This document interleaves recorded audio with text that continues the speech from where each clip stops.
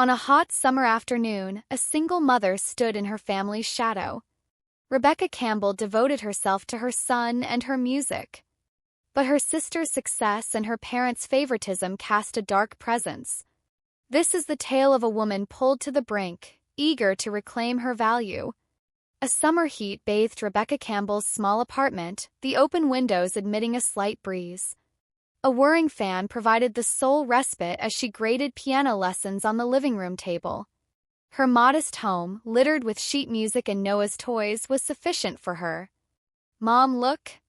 Noah, her 10-year-old son, displayed a baking soda volcano, red vinegar lava bubbling over. "That's tremendous, Noah." Rebecca adjusted her glasses, her smile warm. "Mr. Thomas will adore it." The phone rang, disrupting the moment. Her mother Diane's name flashed on the caller ID, their weekly call. Rebecca sighed, bracing herself. "Hello, Mom." "Rebecca, Uncle Dave's wedding is set." Diane's voice buzzed with excitement. "Next month, Palm Beach, Florida, a gorgeous resort. You and Noah are coming, right?" Rebecca's stomach tightened. Her teacher's salary barely covered rent, let alone a trip. "It's tight financially, Mom." "Don't worry, we'll handle it," Diane said quickly. "The whole family should be there, Amy, Mark, Bradley, too." Rebecca's heart sank at Amy's name. Her older sister's success always cast a shadow. "'Kay, we'll come," she said, her voice flat. "Noah would love it." She hung up, sinking into the sofa. Amy, married to Mark, a wealthy investor, living in a mansion, sending Bradley to elite schools. Rebecca, a high school music teacher, felt small in comparison. 5 years ago, her divorce from Jason had rocked her. He'd left for another woman, his child support sporadic. Raising Noah alone was her strength, but her family never let her forget she was less. Diane and Howard praised Amy's business victories, her childhood trophies. Rebecca's piano talent? "A cute hobby," Diane once called it. Her phone buzzed, a text from Amy. "Heard you're coming to the wedding." Bradley's excited to play with Noah. Rebecca's jaw clenched. Amy's messages dripped with condescension. "Bradley didn't play with Noah," he mocked him. "Noah, wash your hands, pasta's ready." She phoned, shoving the idea aside. "Supper," she mentioned the trip. "We're going to Florida for Uncle Dave's wedding."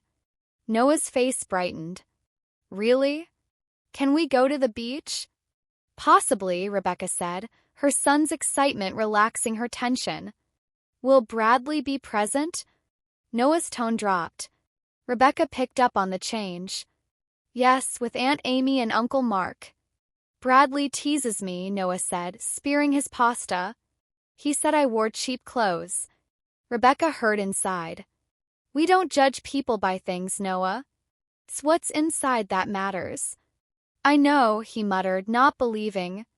"We'll have fun on this trip, I swear," she said, tightening her fingers around his hand. That evening, on her tiny balcony, Rebecca gazed up at the starry sky. Single motherhood was a drudge, particularly contrasting with Amy's idyllic life. But Noah's smile, his volcano, his trust, it was her everything. She'd confront her family for him. Days afterwards, Diane phoned at breakfast. "Rebecca, travels planned. Amy's family is flying business class from New York." Mark insisted on comfort. Rebecca sipped her coffee, bracing. "And us?" "A bus," Diane said, hesitating. "It's half the cost of a plane." "I know money's tight for you." Rebecca's hands froze on the dishes. "A 12-hour bus ride?" "Mom, that's tough with Noah." "You'll arrive the day before the wedding," Diane pressed. "Amy's family gets there early to enjoy the resort."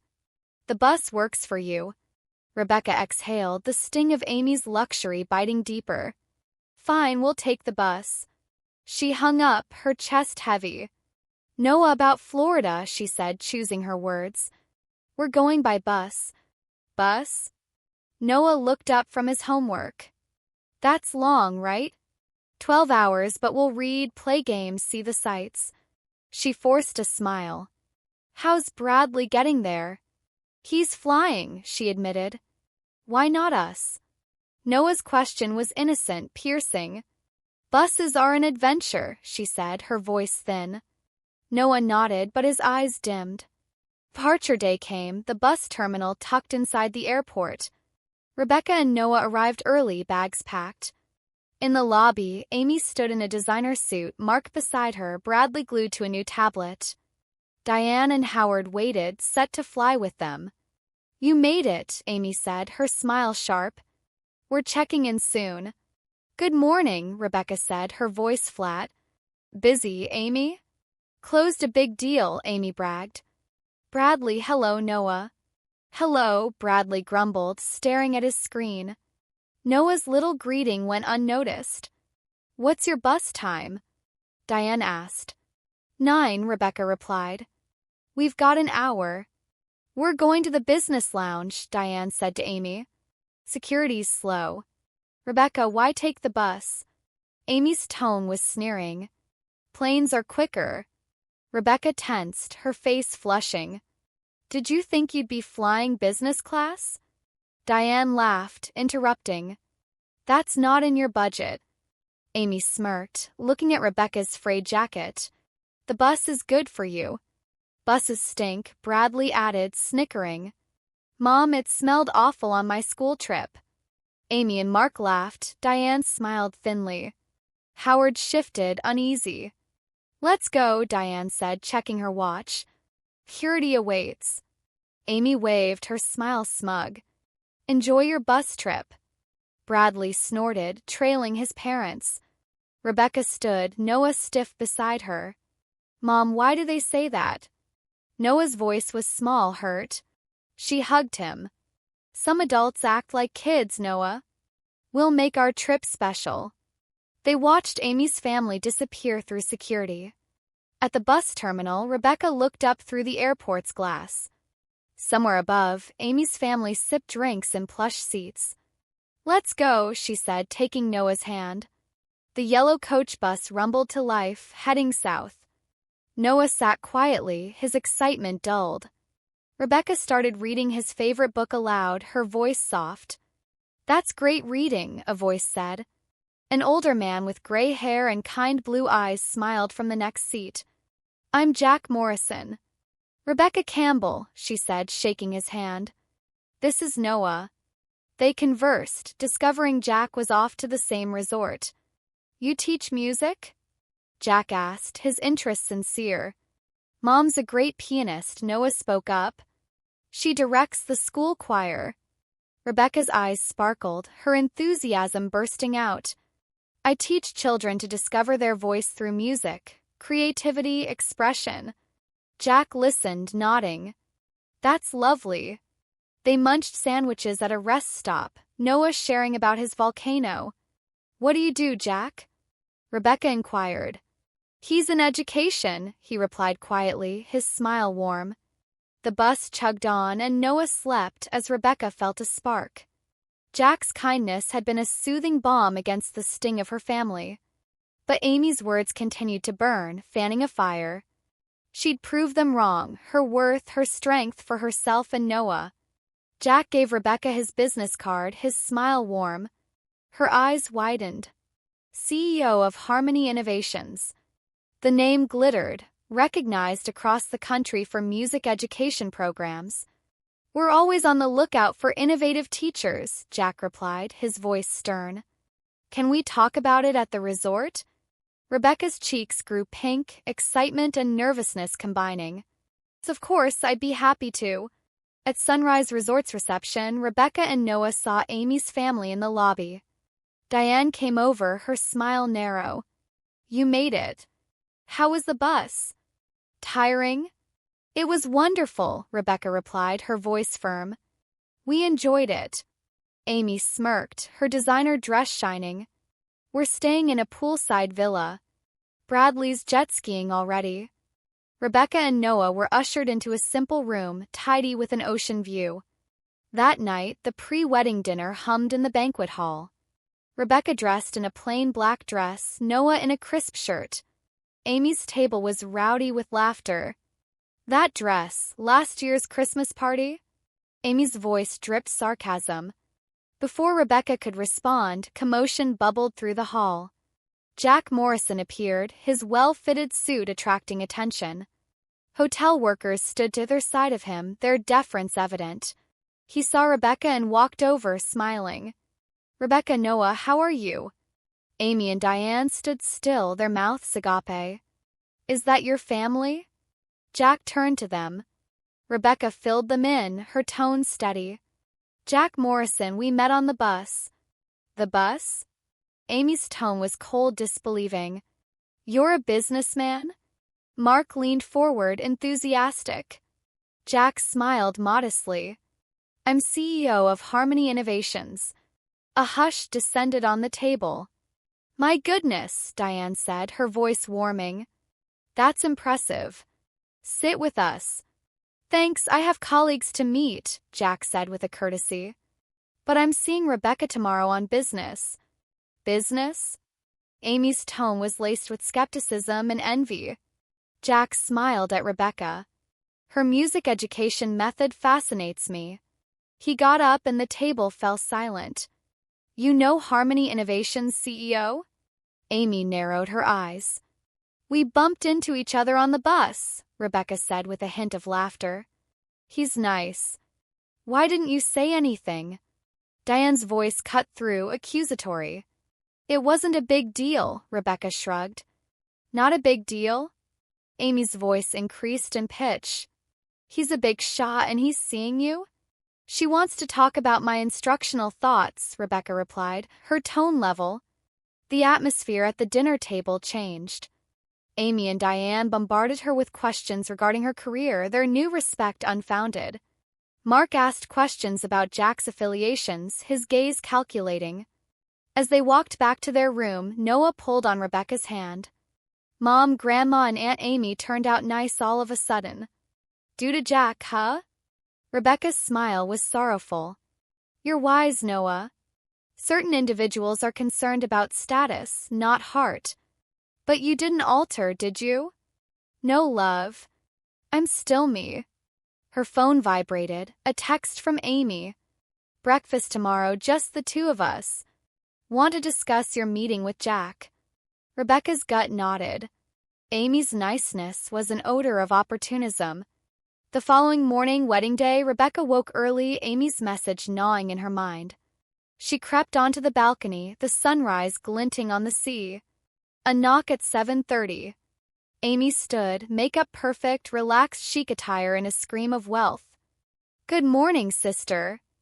"Breakfast alone?" Rebecca paused, looking at Noah, still sleeping. "Let me leave him a note."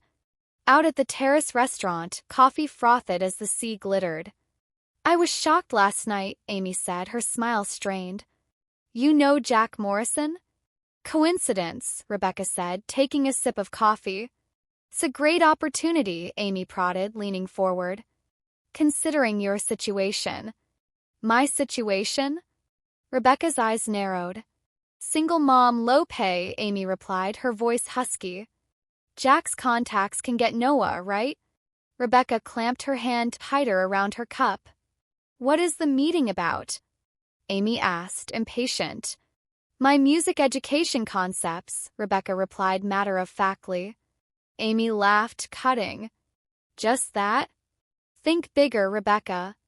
Harmony massive, they might give you a job." "I like teaching," Rebecca replied softly. Amy sighed, placing her hand on hers. "You're too modest." "I'll intervene, speak to Jack, recommend you." "No need," Rebecca replied, moving back. Amy's smile didn't shift. "I'm your sister. I want to help." Rebecca returned to her room, unease settling in. Amy's help always served Amy. Noah was awake, eating cereal. "Excited for your talk with Jack?" he asked, eyes bright. "Yes, but nervous," Rebecca admitted. "You'll do great, Mom," Noah said. "He likes your teaching." Rebecca hugged him, his trust grounding her. The wedding began at noon, a beachside garden glowing with flowers. Rebecca and Noah sat apart from Amy's family, the ceremony warm with love.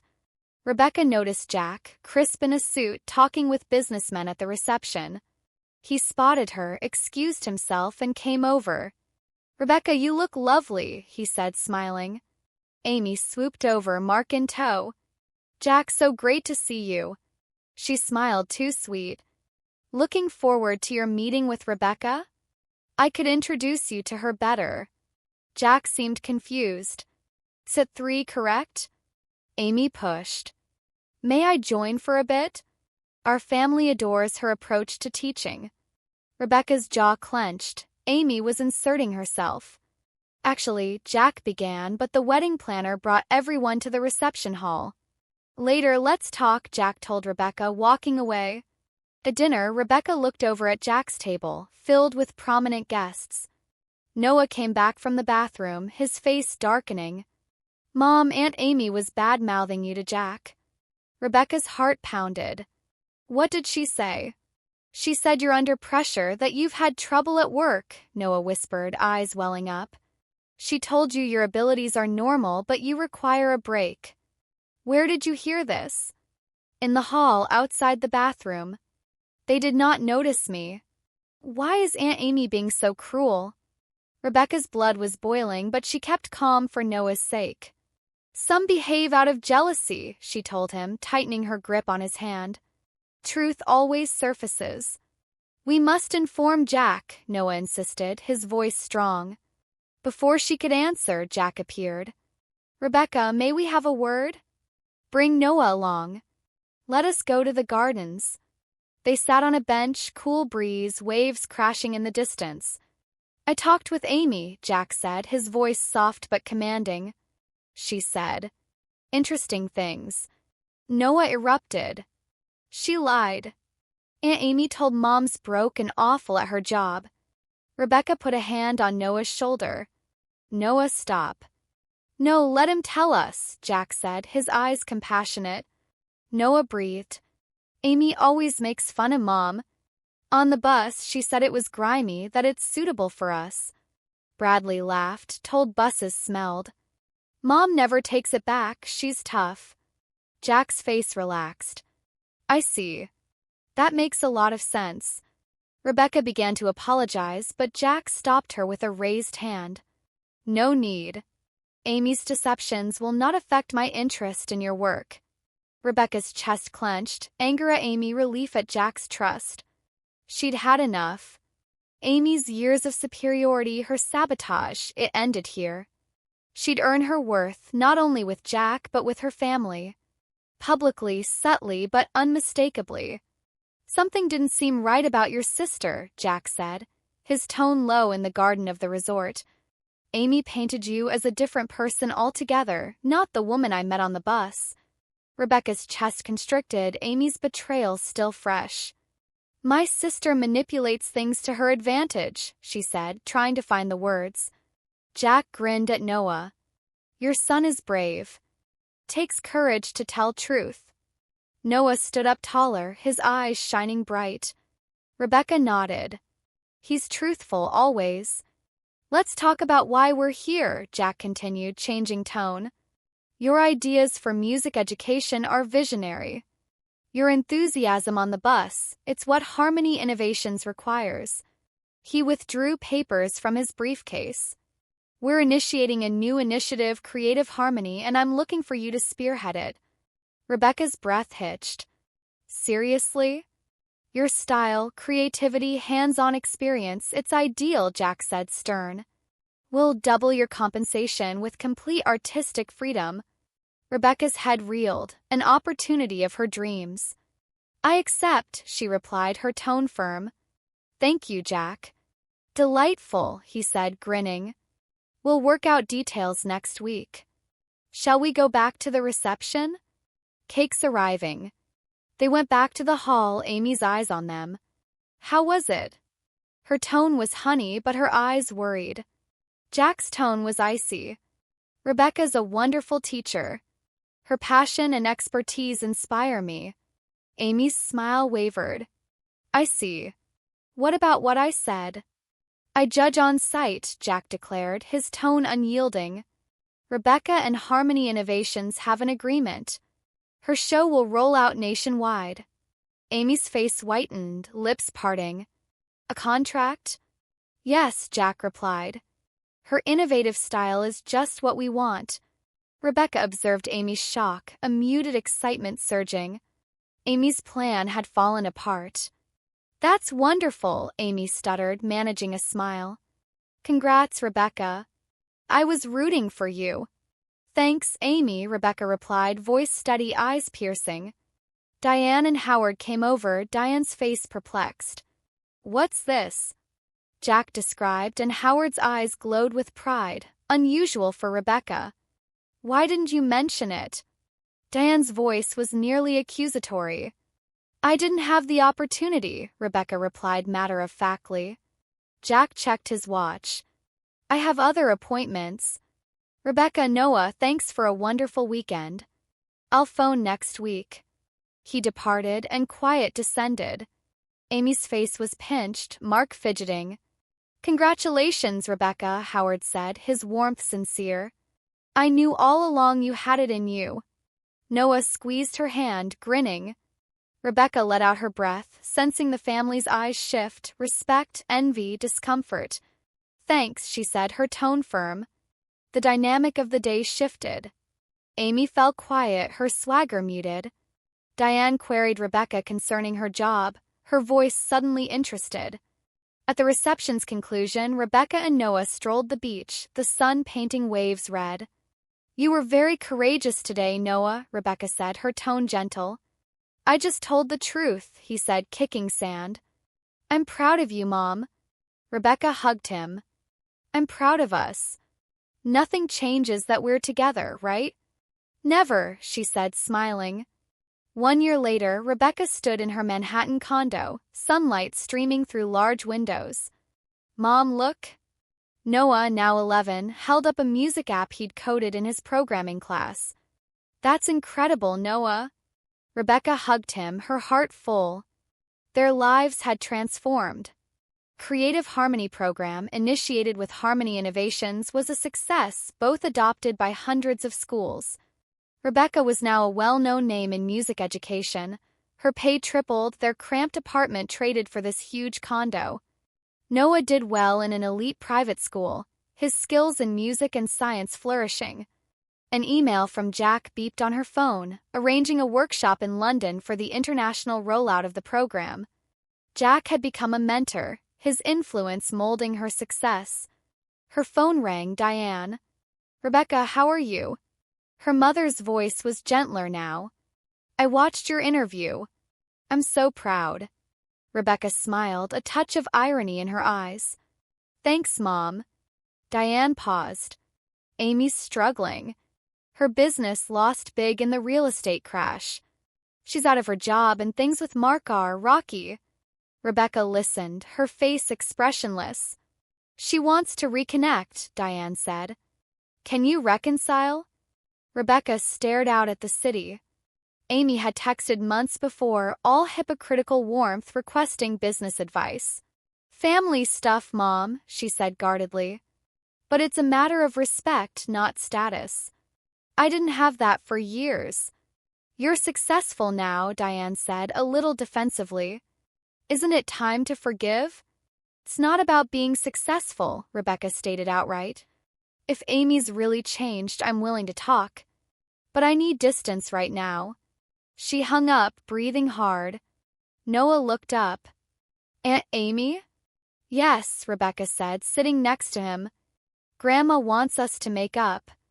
Will we ever see them again? Noah asked, his eyes pleading. Maybe someday, Rebecca said. But family isn't just blood, it's who pick you up like Jack, your friends, our team. The intercom beeped, their driver for the airport. Let's go, Rebecca said, getting up. We're off to London. They departed the condo, bound for the terminal where, a year before, Amy's taunts had hurt. Rebecca stopped, recalling. What's wrong, Mom? Noah asked. Just thinking, she smiled. We've come so far. Check-in, an attendant met them. Miss Campbell, Master Noah, business class this way. The business lounge swung open before them, plush and serene. Noah pointed out the window. Mom, look, a bus like ours. Rebecca stood by him, looking at the yellow coach. If we hadn't caught that bus, we might not have met Jack. Sometimes the slow road leads to the best surprises, she said. Noah smiled. Like an adventure. Right, Rebecca told him, embracing him. Stepping aboard, she thought. Life's most difficult roads take you to the brightest destinations. Her gift, Noah's adoration, their travels, it was hers, not anyone else's. Hey there, viewers, what a trip! Rebecca took tragedy and turned it into a legacy of passion and strength. If Rebecca's story motivated you, hit that like button. Comment below, have you ever overcome somebody's doubts to shine? Share this with friends, they will love it. Subscribe and ring the bell for more stories of victory. Become a member of our Patreon to submit your own story ideas. Until next time.